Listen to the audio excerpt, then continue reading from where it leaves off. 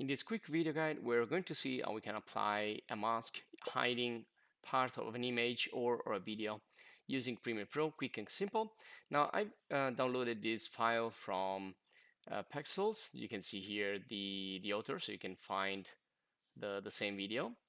And here you can also put like and donate, etc., etc. And we have also like similar videos here, but I'm gonna get this one here. And you can also find other videos in Pexels that are free. So we were gonna use this. Click on download. I've chosen here the HD and then click here to download it. And in my case, I saved it into this folder right here, which is my Premiere folder. And if you're interested, there is an entire video course dedicated to Premiere for you. So I'm going to close the browser here. And this is the folder where I got the video. And I'm going to bring it into Premiere Pro. So I'm going to open Premiere Pro and just going to create a new project or just start from zero. So I think it's opening right now, the project that I'm going to show you. So I'm going to quickly show you what we're going to get at. So there you go. So this is the final result. You can see the pixelated effect, which is like mosaic effect, and it follows the character so that it's always hidden behind that little mask. So I'm gonna change interface here to essentials. So this is kind of the standard in Premiere Pro, and we're gonna start with a new project. So I'm gonna close the sequence here, and this is the imported file. Now to import, just right click, import, and select the file that you have in the folder. And again, in my case is the Premiere folder, and there it is, and open. And that's gonna bring it in. So this is the one here, the source. So if I double click, I can see this in the source panel. And this is the sequence we're gonna create. So I'm gonna delete it and create it again with you.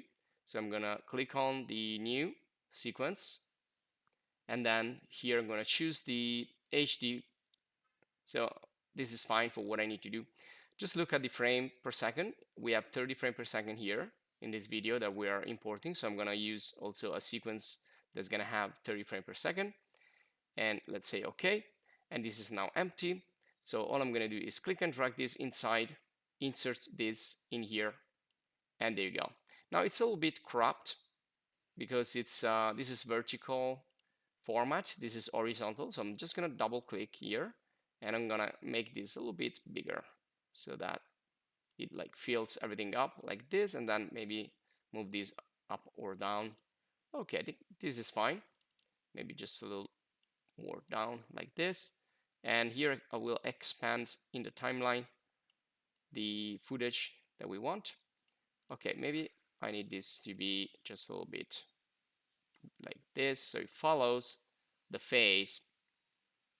Okay, and now let's apply the effect. So to go into the effects, I will go here, effects, and here to effects control. If you don't find these two windows, you can go to window and you will open it from here, effects, and also effects control, or shift 5, shift 7. Okay, once we're here, we can apply a blur. Let's start with a blur. You can apply many effects to hide the face. So one thing could be the blur. And I'm gonna go with the camera blur, which is kind of the simplest to use. So I'm gonna click and drag this. I cannot drag it and drop it inside the program. I'm gonna drop it directly in the timeline in the clip, and there you go. Now everything is blurred out. So if I go here in the effects control, I can see the effect of the camera. I can turn it on and off. And when I turn it on, I can change the percentage of blur. I can also expand this and use this, which is more user-friendly. And you can see that everything is getting blurred out. I want to blur not everything, but just the face. So how do I do that? Well, I'm going to use a mask. You have three types of masks. You have circular.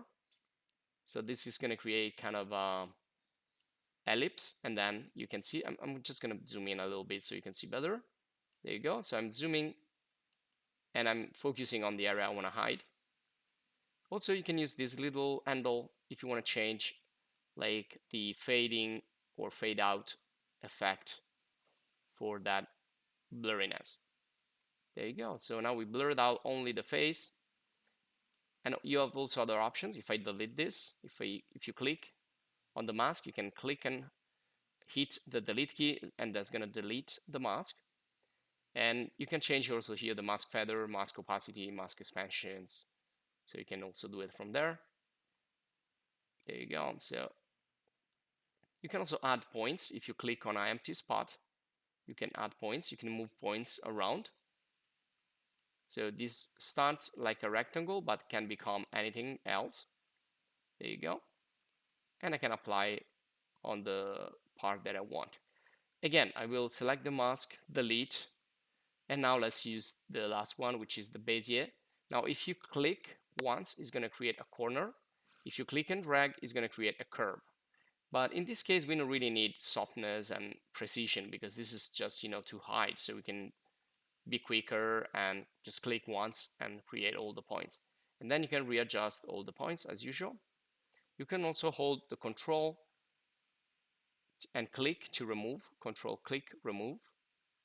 And you can also add if you click on an empty area. You can also hold the Alt key if you want to convert this from a curve to a corner, or from a corner to a curve, depending if you click and drag or if you click once. Okay, now that we have more or less the mask in place, this doesn't need to be too precise in this case. Now, if I press play, look what happens. Well, by walking, the mask simply stays there and the character just moves out of the mask. So the mask is not actually following the face, and that's not good because we want that to be always hidden. So we either move the mask manually and we activate the animation here. So we move the mask manually and we make sure that it's always on place like this. And sometimes it's easy because the movement is so easy like this. Otherwise, we have another interesting tool here. So if I click again on the animation switch like this, with this I can remove all the animation or start the animation. So I'm going to start animating, and then I can also use this. This is an automatic tracker of the movement. So it's going to automatically track the face and it's going to follow the face all the way until the end of the clip. So you can go frame by frame. You can also press play and just let him calculate and make everything automatic like this. So it just generated here a series of frames, and if we see now, the mask is just following the character all the way. So this is how we apply a mask for like censoring the the character. And you can apply on a static image, or you can do it with a tracker if you want to apply in animation. Now there are other interesting effects. One of my favorite in this case is the mosaic, which is I also call like pixelated effect. So if I click and drag this inside, there you go. Now it's just applying that to everything. So I'm gonna make this more like a square, and then I can copy the mask, right click and copy the mask and paste it into the other effect, or just cut. So I can cut the mask from there and I can paste it in here. There you go. Now the rest is blurred out because I still have the blur effect in the camera. So I'm just gonna turn it off, and there you go. So if you enjoyed the video, please subscribe to the channel. If you want to support us, please join the channel as a supporter and check out other courses and videos in many other motion graphics and effects, video effects software and apps. So that's it for this. Thanks for watching and see you in the next.